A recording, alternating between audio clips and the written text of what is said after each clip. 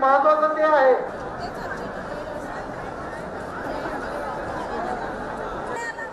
परंतु त्यांची ड्युटी आहे।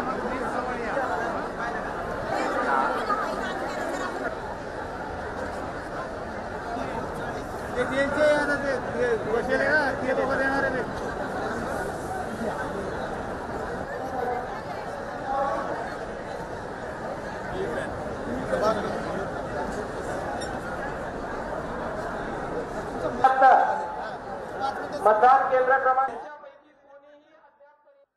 कर्तव्य पार पाडणं अपरिहार्य आहे अथवा पीआरओ यांनी कोणीही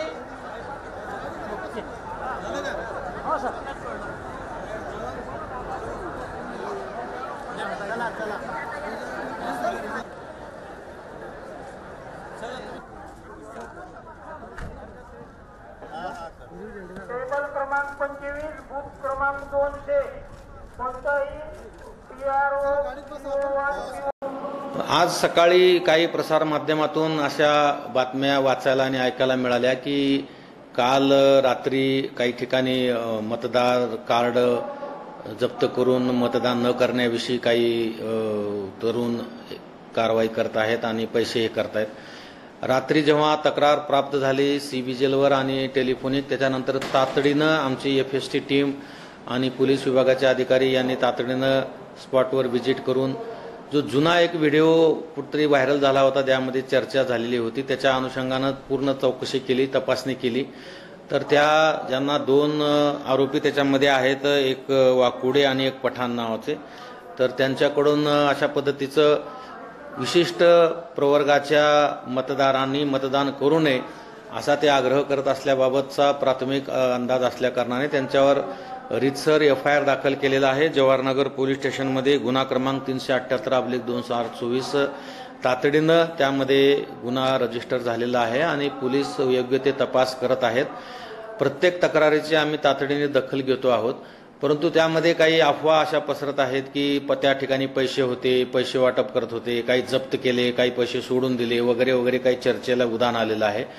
परंतु आमची एफएसटी टीम त्या ठिकाणी होती। संपूर्ण कारवाई ही व्हिडिओग्राफमध्ये झालेली आहे, त्या ठिकाणी कुठलाही पैसा आढळलेला नाही आहे। त्यामुळे पैसाच नसल्यामुळे जप्त करण्याचा किंवा सोडून देण्याचा विषयच त्या ठिकाणी येत नाहीये।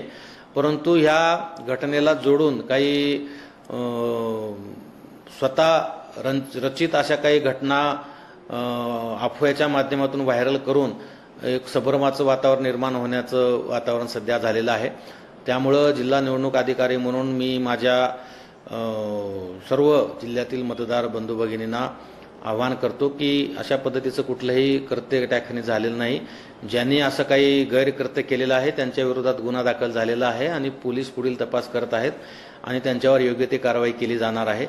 आपण कुठल्याही अफवेला बळी न पडता, कुठल्याही प्रलोभनाला बळी न पडता निर्भयपणे मतदान करावं असं माझं सर्व मतदारांना विनम्र आव्हान आहे। काल छत्रपती संभाजीनगरचे डीसीपी झोन 2 यांना माहिती मिळालेली एक व्हिडिओ प्राप्त झाला आणि त्या व्हिडिओमध्ये काही लोक बोलताना काही माहिती होती। त्या व्हिडिओमध्ये कोणत्याही प्रकारचे पैसे किंवा त्याचे देवाणघेवाण काही दिसत नव्हती। त्या अनुषंगाने त्यांची जे बोलण्याची जी चर्चा होती त्या अनुषंगाने त्यांनी जवाहरनगर पोलीस स्टेशनचे सिनियर पीआय त्याचबरोबर जे फ्लाइंग स्क्वॉडची जी टीम आहे त्यांना अलर्ट केलं। फ्लाइंग स्क्वॉड आणि जवाहरनगरचे सिनियर पीआय हे त्या ठिकाणी गेले, त्या दोन्ही लोकांना ताब्यात घेतलं। त्यांनी ज्या व्हिडिओमध्ये जी चर्चा केली होती त्या अनुषंगाने त्यांच्याकडे पुरता विचारपूस केली असता त्याच्यातला जो अशोक वाकुडे म्हणून व्यक्ती आहे जो रिक्षा चालवतो, त्यांनी दिनांक 16 नोव्हेंबरला सकाळी 11 वाजता निदम अहमद खान पठाण जो देखील रिक्षा चालवतो त्याला 2000 रुपये त्याच्या स्वतःकरता 1000 आणि त्याच्या पत्नीकरता 1000 असे 2000 रुपये दिले होते।